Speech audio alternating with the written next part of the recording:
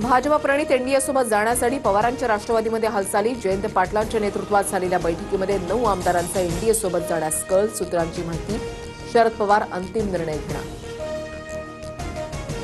मोदी शहा बाह्य शक्ती विरोधी पक्षामध्ये अडचणी निर्माण करतायत. जातीय धर्मांध शक्तींसोबत जयंत पाटील जाणार नाहीत, संजय राऊतांचा दावा. तर स्वतःच्या पक्षाकडे बघावं, नवनाथ पण यांचं प्रत्युत्तर.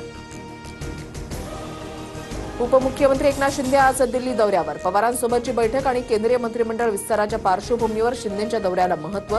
अमित शहांसह एनडीएच्या महत्त्वाच्या नेत्यांच्या भेटीगाठी होण्याची शक्यता. केंद्रात शिवसेनेला एक कॅबिनेट आणि राज्यमंत्रीपद मिळणार. श्रीकांत शिंदेंच्या वाट्याला कॅबिनेट मंत्रीपद. राज्यमंत्रीपदासाठी फुटीर 6 खासदारांमध्ये रस्सीखेच. आज सर्व खासदार शहांना भेटणार. सूत्रांची माहिती.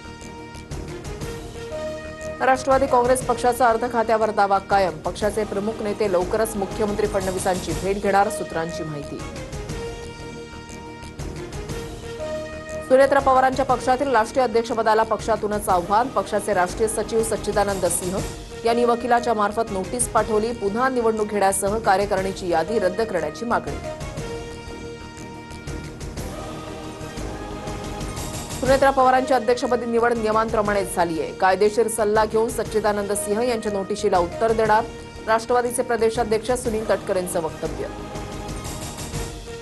राज्य मंत्रिमंडळ विस्तारामध्ये राष्ट्रवादीकडून नव्या चेहऱ्यांना संधी. धनंजय मुंडे, सुनील शेळकेंसह राजू नवघरेंची मंत्रिपदी वर्णी लागण्याची शक्यता. नरहरी झिरवाळांचं मंत्रिपद जाण्याची शक्यता. सूत्रांची माहिती. उद्धव ठाकरेंनी रामरक्षाची 2 पानं तरी वाचून दाखवावीत. मुख्यमंत्री फडणवीसांचा टोला. राम मंदिर दानचोरी प्रकरणाच्या विरोधात 18 तारखेला ठाकरेंचं नागपुरात आंदोलन. ज्यांना रामरक्षा येत होती तेच चोर निघाले. फडणवीसांनी आम्हाला सल्ला देण्यापेक्षा चोरांवर कारवाई करावी. संजय राऊतांचा घणाघात.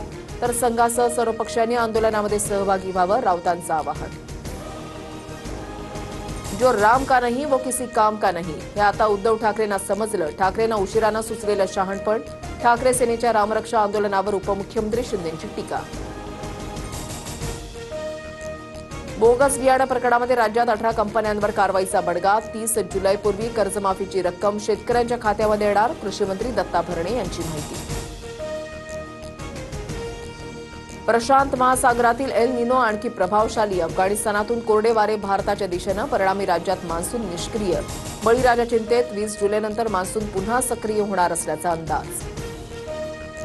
मोशी इमारत दुर्घटनेमध्ये आरोपी अशोक कुमार गुप्ताला 17 तारखेपर्यंत पोलीस कोठडी. फरार सुरक्षा अधिकाऱ्याचा शोध सुरू. प्रकरणामध्ये उच्चस्तरीय चौकशी समिती स्थापन. महिनाभरात प्राथमिक अहवाल सादर करण्याचे आदेश.